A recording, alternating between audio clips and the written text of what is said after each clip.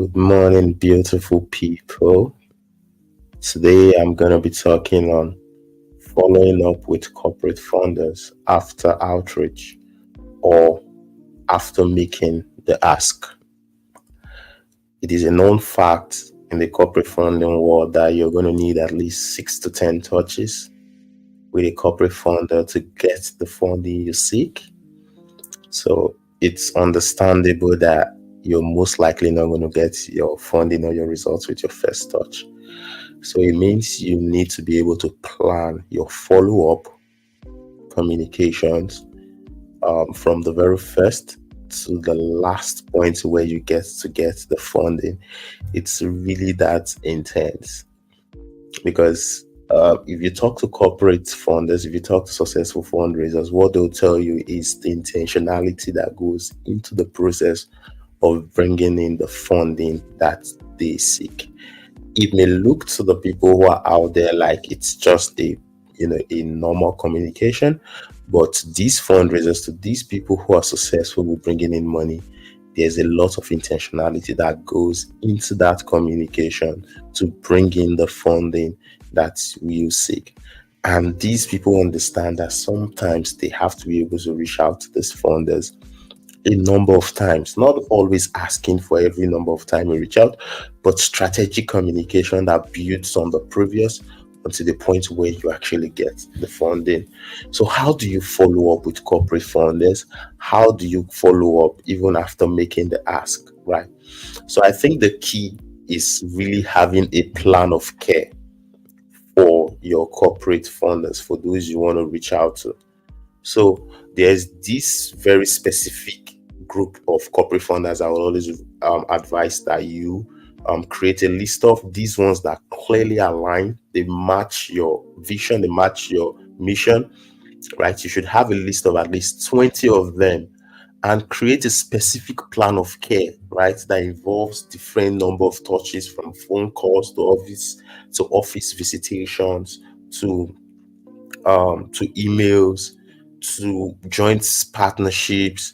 All that are communication build up towards getting you to the point where you have to get funding. So what I'm basically saying is have a plan of care for this group of people that is really very detailed, right? From the very first point where you send out an email to the point where you get on a call to the point where you make the presentation, like really have a step-by-step plan of care. In the business world, this plan of care is called what we call the sales acquisition funnel. From the marketing to where you get to meet the sales team to when you get to make the buy and how they follow you up even after making the buy.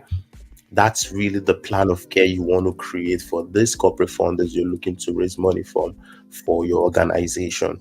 So, of course, there's still those organizations or brands that are out there that really do not fit into that 20 list you created. So, for example, you bought a list of corporate funders, right? Emails. These, of course, could also have a plan of care, as vague as and as open as they are, right? They could also have a plan of care. So let me give you an example of what a plan of care would look like for vague organizations or brands that are just out there that you don't know, but you have their names, you have their emails. Now look at what this plan of care would look like. First, it will start with an email directed directly to the official email of the company.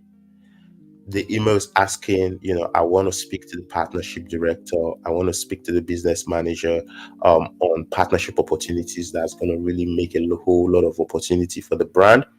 That way, whoever's behind the brand, let's say customer rep, is going to send your email upwards and connect you to the partnership director. So it means there has to be a communication that has to go into that next level, which is communicating with the partnership director. We could call that the introductory email or the introductory communication, where you introduce the partnership and then you ask for a meeting. So that's a single step of the journey. Now, when you get to that second step of the journey, and when you're asking for a meeting, it means you have to go in to present the offer. Say, for example, you're granted a meeting, right? Now, when you go in to present that offer, you may not be able to make the ask in that meeting. You may able to make the ask in that depending on the situation. So, for example, if you're talking to a decision maker, you could be able to make the ask in that meeting and say, make a pledge. A solo decision maker, right? You could say, make a pledge after presenting your storytelling and all those good things you talk about your organization. You can then ask them to make a pledge during that presentation. They could make a pledge to say, we're making a pledge to sponsor 1,000 people. We're sponsoring 1,000 outreach, whatever they want to sponsor. And then you can have them sign to that pledge if they are the decision maker, right? In that presentation, even after that presentation, immediately after it. But in situations where, for example, they are not a solution decision maker, they have to take that back to their board. You also need a communication to present, your pledge so that he can take that presentation back to his board or wherever he has to go talk to, and then present that using, your material. So there has to be a level of communication that has to go into when you meet a non-decision maker who has to go present back to his board. Or you're asking, how can we come present to your board? So you need to be very intentional in building up this communication. For those who you're making the pledge, how do you follow up to redeem the pledge once they've made the pledge? How do you follow up to thank them? All that has to be defined in your plan of care. And even how you tend to thank them back in return, how you tend to service the partnership, whether it's providing them some values back in return, all that has to be in your plan of care. So if you've noticed, this is a very vague plan of care because I started with connecting with a customer rep who's connecting you upwards. That means you can pull up any email and then begin to, pick up that. And aside connecting directly with these, company, with the customer rep who's connecting you upwards, you can also have a plan of care that includes reaching out to the executives of the brand through LinkedIn to, further communicate, just depending on what's really good for you at the time.